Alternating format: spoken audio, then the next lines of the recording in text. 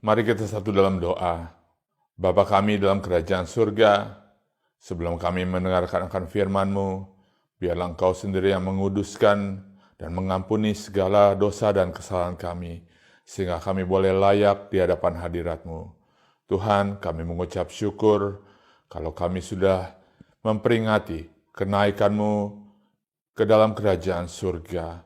Kami boleh kembali diingatkan bahwa Engkau naik bukan meninggalkan suatu tempat yang kosong di dalam kehidupan kami, tapi Tuhan justru melalui firman-Mu yang akan kami dengar sebentar lagi, memberikan kekuatan bagi kami semua, memberikan penghiburan, pertolongan yang kami butuhkan di saat-saat seperti ini. Terima kasih Tuhan, dan kami juga sehati berdoa untuk hamba-Mu, bahwa Pendeta Handoyo Santoso, biarlah melalui firman yang diberitakan, setiap anak-anak-Mu, dimanapun mereka berada, mendapat pertolongan yang daripada-Mu. Dan biarlah kuasa-Mu Engkau nyatakan melalui hamba-Mu.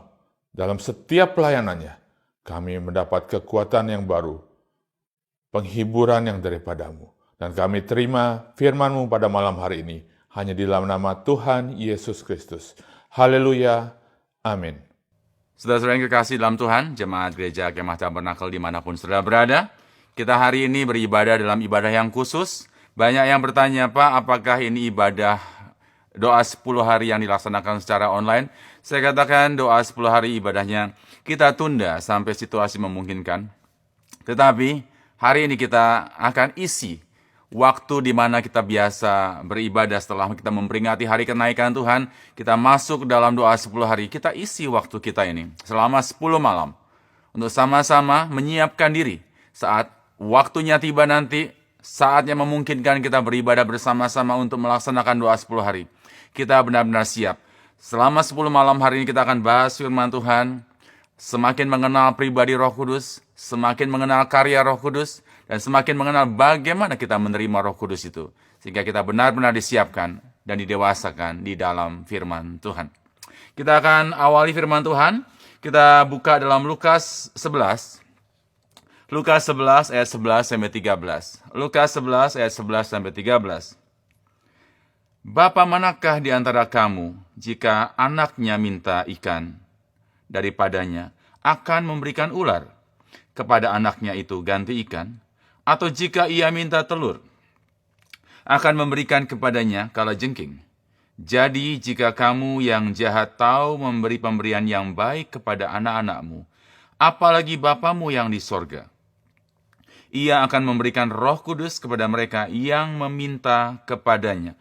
Kita belajar mengenai Roh Kudus sekarang. Banyak orang yang berkata, Pak, kok saya mau menerima Roh Kudus kok tidak kunjung menerimanya? Jawabannya adalah mintalah. Mungkin sudah akan menjawab lagi, saya sudah meminta, tetapi kenapa belum menerimanya? Kita akan telusuri sekarang. Di sini Yesus mengumpamakan dengan Bapa yang ada di dalam dunia, bukan ibu, karena Yesus akan menjelaskan mengenai Bapa di sorga. Bapak manakah di antara kamu jika anaknya minta ikan daripadanya akan memberikan ular? Kemudian contoh kedua minta telur, kemudian diberikan kalajengking. Yesus mengatakan, jika kamu yang jahat tahu memberi pemberian yang baik. Yesus kemudian mengatakan, kalau manusia yang hidup dalam dosa saja tahu memberi pemberian yang baik, apalagi Bapa di sorga, Dia pasti akan memberikan pemberian yang terbaik, sebab Dia Bapa yang baik. Dia akan pasti memberikan yang terbaik bagi anak-anaknya. Yaitu apa? Bukan harta, bukan kekuasaan, bukan sesuatu yang hal-hal yang duniawi. Tetapi dikatakan di sini, Ia akan memberikan Roh Kudus kepada mereka yang meminta kepadanya. Yang terbaik adalah Roh Kudus. Sekarang kita akan bahas dulu. Yang terbaik dari Bapa adalah Roh Kudus. Sama seperti pada saat Yesus turun ke dalam dunia ini, Yesus menjelaskan, karena begitu besar kasih Allah kepada dunia ini, maka dikaruniakannya atau diberikannya anaknya yang tunggal, yaitu Yesus. Apa maknanya? Bapa selalu memberikan yang terbaik untuk menebus dosa kita. Dan setelah ditebus, Bapa pasti akan memberikan yang terbaik bagi kita, yaitu Roh Kudus. Lalu kenapa di sini dikatakan? Syaratnya untuk menerima dikatakan, Ia akan memberikan Roh Kudus kepada mereka yang meminta kepadanya. Kenapa kita meminta? Banyak di antara kita yang masih bingung. Saya sudah terima atau belum? Atau bahkan sudah mengatakan saya belum menerima Roh Kudus. Karena kita belum tahu, belum menyadari bahwa Roh Kudus adalah pemberian Bapa dan pemberian Bapa adalah yang terbaik. Kalau sudah mau membayangkan, Bapa di dunia yang jahat saja bisa memberikan. Kalau anaknya minta apa tadi? Jika anakmu minta ikan, bapaknya bukan cuma memberikan ikan, tapi memberikan ikan yang terbaik bagi anaknya.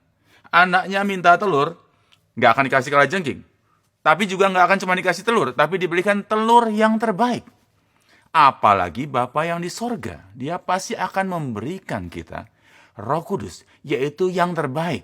Kenapa kita meminta belum menerimanya?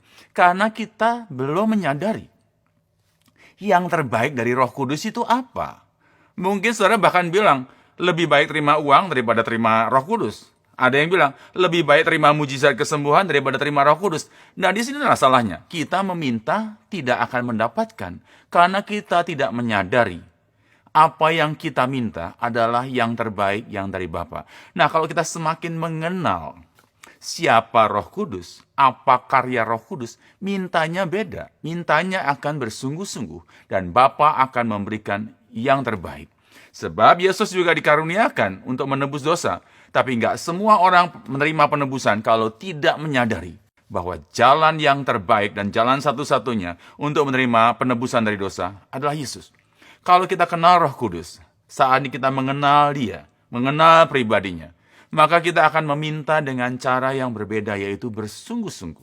Dan maka Bapa akan memberikannya kepada kita. Kita sekarang akan belajar kenal siapa pribadi Roh Kudus, apa yang dikerjakan oleh Roh Kudus, dan apa yang Bapa berikan, apakah benar-benar yang terbaik? Apa maknanya baik? Baik maknanya berguna bagi kita. Apa artinya kita diberi sesuatu yang berlimpah, yang banyak, tapi nggak kepake? Nah, yang baik itu yang seperti apa? Apa karya Roh Kudus, siapa Roh Kudus? Kita akan telusuri selama 10 malam ini.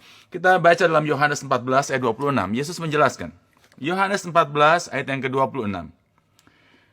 Tetapi penghibur, yaitu Roh Kudus, yang akan diutus oleh Bapa dalam namaku, Dialah yang akan mengajarkan segala sesuatu kepadamu dan akan mengingatkan kamu akan semua yang telah kukatakan kepadamu. Yesus mulai memperkenalkan pribadi Roh Kudus. Siapa Roh Kudus? Tetapi penghibur. Roh Kudus adalah penghibur. Apa artinya penghibur? Manusia hidup dalam kesusahan. Dan manusia yang susah pasti butuh penghiburan. Nah, di sini kalau kita tahu apa yang dikerjakan oleh Roh Kudus dan apa yang kita butuhkan, maka kita akan menyadari betapa baiknya pemberian Bapa, betapa sempurnanya Roh Kudus, sebab diberikan sesuai dengan apa yang kita butuhkan, yaitu penghiburan. Dan penghibur ini dalam bahasa Inggrisnya diterjemahkan ada beberapa versi, saya bacakan dalam NIV-nya. But the counselor, the Holy Spirit, counselor atau penasehat. Kita penuh dengan kesusahan, kita banyak pertanyaan, dan apa karya Roh Kudus? Menasehati kita. Makin kita kenal. Semua manusia butuh nasihat, dan nasihat yang terbaik datang dari Roh Kudus. Jadi hari ini kalau kita mengenal apa kebutuhan kita kenal apa karya Roh Kudus. Kita akan meminta, bukan sekedar meminta, akan meminta dengan sungguh-sungguh. Dan pasti, seperti janji yang disampaikan oleh Yesus, Bapa akan memberikan kepada kita kalau kita meminta kepadanya. Meminta dengan sungguh-sungguh karena kita tahu apa yang kita minta, siapa yang kita minta, apa yang kita butuhkan, apa yang Dia berikan. Kemudian dalam New King James Version dikatakan, but the helper, the Holy Spirit. Penolong. Kita punya kesusahan, kita punya masalah, kita punya pertanyaan, kita butuh penghiburan, kita butuh nasihat, kita butuh pertolongan. Dan semuanya ada dari Roh Kudus. Betapa kita semua sekarang menyadari, tanpa Roh Kudus, kita punya apapun, hidup ini tidak akan lengkap. Nah, kalau kita makin menyadari, makin mengenal apa yang dikerjakan Roh Kudus bagi kita kita akan meminta dengan sungguh-sungguh. Lalu apalagi di sini dikatakan, yang akan diutus oleh Bapa dalam namaku, dialah yang akan mengajarkan segala sesuatu kepadamu. Mengajarkan segala sesuatu. Jadi sebenarnya kalau kita lihat dari sini, kita menerima Roh Kudus, tidak perlu guru yang lain, sebab dia mampu mengajar segala sesuatu. Ini bukan saya mengajak kita anti untuk bidang studi apapun, kita nggak usah sekolah, bukan seperti apa itu. Bukan seperti itu. Tetapi yang dimaksudkanlah, apapun yang kita butuhkan untuk tahu, tidak ada sumber yang lebih lengkap dari Roh Kudus. Dia mengajarkan segala sesuatu, tentu yang baik. Lalu kita akan lihat di sini. Dan akan mengingatkan kamu akan semua yang telah kukatakan kepadamu. Mengajarkan segala sesuatu. Esok hari kedua kita akan bahas apa saja yang diajarkan, apa saja contohnya. Tetapi hari ini, hari pertama, saya ajak kita lihat poin ini yang akan kita berikan contohnya. Dan akan mengingatkan kamu akan semua yang telah kukatakan kepadamu. Manusia itu paling mudah lupa. Dan yang paling mudah dilupakan justru yang terbaik, yaitu Tuhan, yaitu firman Tuhan. Dan apa karya Roh Kudus? Mengingatkan kita, sehingga kita tidak akan kehilangan yang terbaik. Manusia kalau dengar gosip, gak pernah lupa. Selalu ingat, bahkan bisa nambahin. Tetapi kalau firman, apa yang Tuhan ucapkan, kita mudah lupa. Dan kalau Roh Kudus ada, karya Roh Kudus adalah mengingatkan kita akan apa yang dia katakan. Nah, apa pentingnya? Saya ajak kita lihat satu contoh, kemudian kita akan masuk dalam doa. Saya tidak akan berpanjang-panjang menyampaikan firman Tuhan. Ini menyiapkan kita nanti untuk masuk dalam doa 10 hari. Tetapi kita akan lihat contohnya, apa pentingnya Roh Kudus mengingatkan kita akan firman Tuhan. Kita lihat dalam Yohanes 4 ayat yang ke-53. Yohanes 4 ayat 53. Maka teringatlah ayah itu, bahwa pada saat itulah Yesus berkata kepadanya, anakmu hidup. Lalu ia pun percaya dan ia dan seluruh keluarganya. Ada seorang pegawai istana yang datang kepada Yesus, minta anaknya disembuhkan. Yesus mengatakan, anakmu sudah sembuh. Dan dia kembali ke rumahnya. Ternyata di sini dikatakan, maka teringatlah ayah itu bahwa pada saat itulah, waktu pulang, perjalanannya mungkin menempuh beberapa waktu, atau mungkin bahkan lebih dari sehari. Sampai di rumah, anaknya sudah sembuh. Dan dia tanya sama orang yang di rumah, kapan dia sembuh? Ternyata pada saat yang sama Yesus mengucapkan, anakmu sudah sembuh. Kita lihat di sini, maka teringatlah ayah itu, bahwa pada saat itulah Yesus berkata kepadanya, anakmu sudah sembuh. Siapa yang mengingatkan orang ini? Bahwa Yesus mengatakan di saat itu, Roh Kudus. Apa pentingnya? Saudara mungkin bilang, ya pentingnya anaknya sembuh. Tidak. Anaknya sembuh adalah sebuah permintaan. Tetapi kita lihat di sini. Pada saat itu, Yesus berkata kepadanya, anakmu hidup. Lalu ia pun percaya, ia dan seluruh keluarganya. Ini poin yang lebih penting daripada kesembuhan, yaitu percaya kepada Yesus. Ingat apa yang Yesus kerjakan. Bukan cuma terima apa yang Yesus kerjakan, anaknya sembuh, finish, beres. Tidak, dia mengingat dan percaya. Dia ingat, ini Yesus yang ngerjakan. Siapa yang mengingatkan? Roh Kudus. Dan apa yang diterima oleh pegawai istana ini bukan cuma kesembuhan anaknya. Yang kita sudah bahas, anaknya sembuh, dewasa, tua, dan mati juga. Tetapi kalau mereka percaya. Percaya karena apa? Ingat apa yang dikatakan oleh Roh Kudus. Kenapa ingat? Ingat akan apa yang dikatakan oleh Yesus.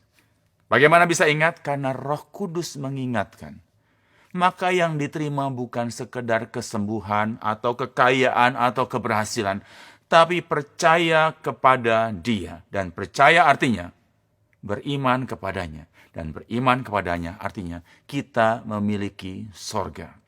Inilah pelajaran penting betapa kita harus mutlak butuh Roh Kudus.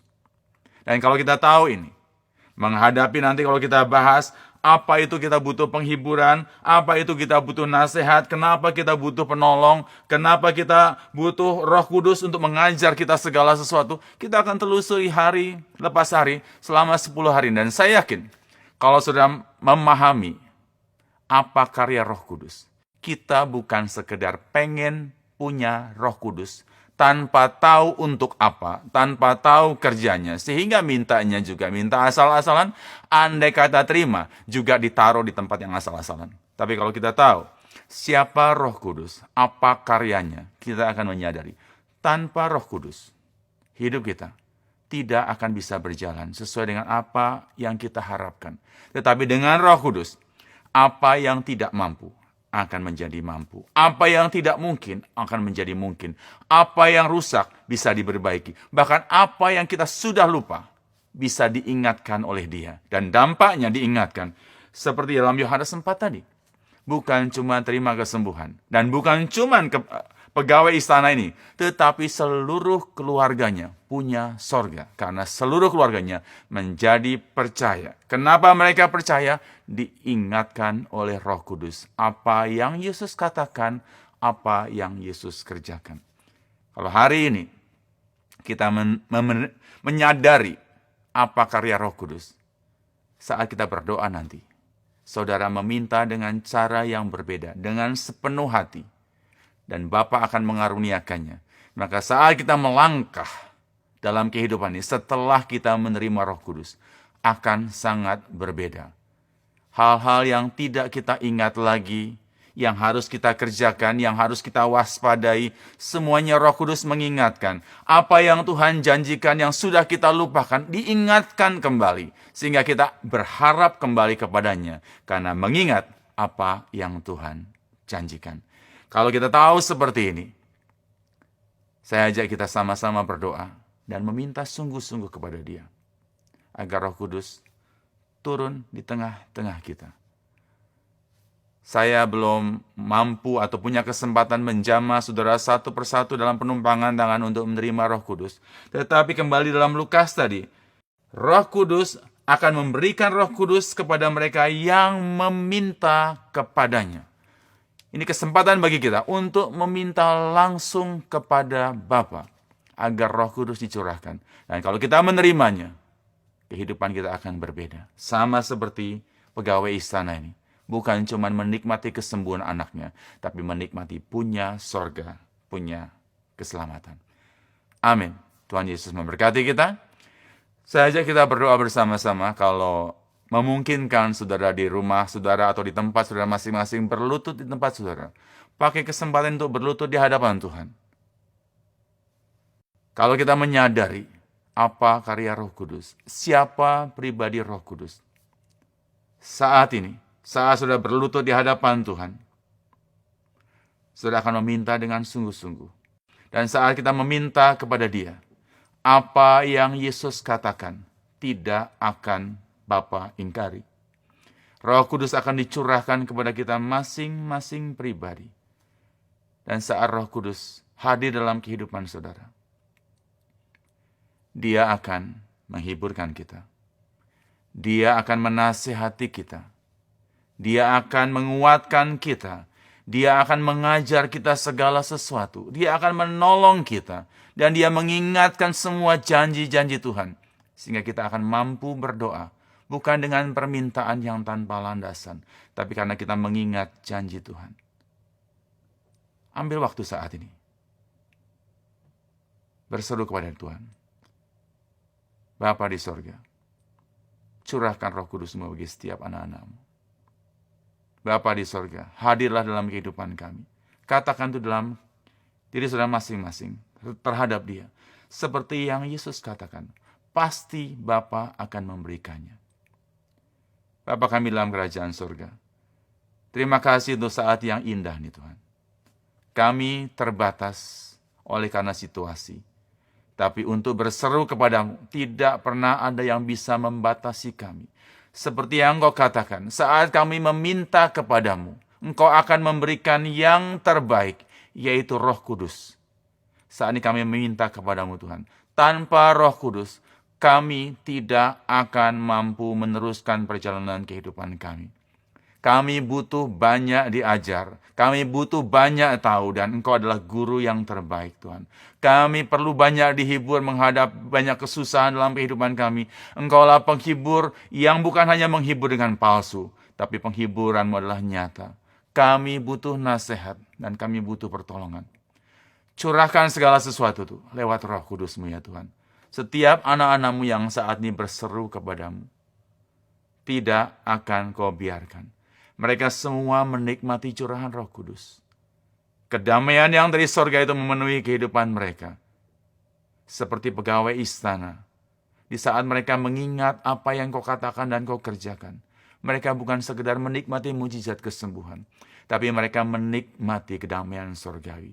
Setiap anak-anak-Mu dimanapun mereka berada, biarlah mereka terus bertekun, menikmati kuasa Tuhan, mengenal pribadi Roh Kudus semakin mendalam, sehingga kami bukan sekedar ingin menerima Roh Kudus, tapi kami tahu betapa pentingnya dan betapa mutlaknya kami harus menerima Roh Kudus itu ya Tuhan. Kami yakin setiap anak-anak-Mu di zaman dimanapun mereka berada, mereka dipenuhi oleh Roh Kudus-Mu, dan kami yakin hidup kami tidak akan gentar dan tidak akan goyah, sebab setiap pertanyaan Engkau mengajar kami dengan baik. Setiap janji yang kami lupakan, Engkau ingatkan kembali. Terima kasih Roh Kudus. Terima kasih Yesusku yang sudah menebus. Terima kasih Bapa di sorga yang sudah mengirimkan Roh Kudus-Mu. Setiap anak-anak-Mu menikmati berkat yang dari sorga. Dan kami terima segala berkat-Mu dengan ucapan syukur di dalam nama Tuhan Yesus Kristus. Haleluya. Amin. Bapa, terima kasih.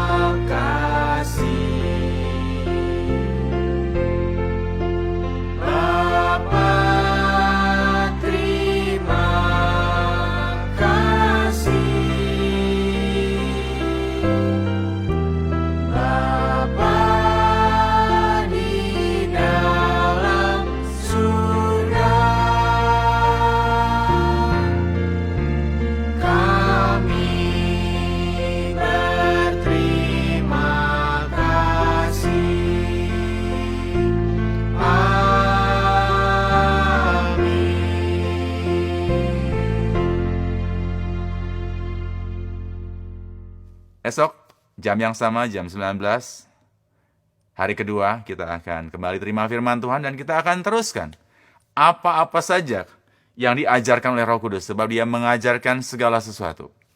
Lanjutkan dengan ketekunan, nikmati berkatnya. Tuhan Yesus memberkati. Amin.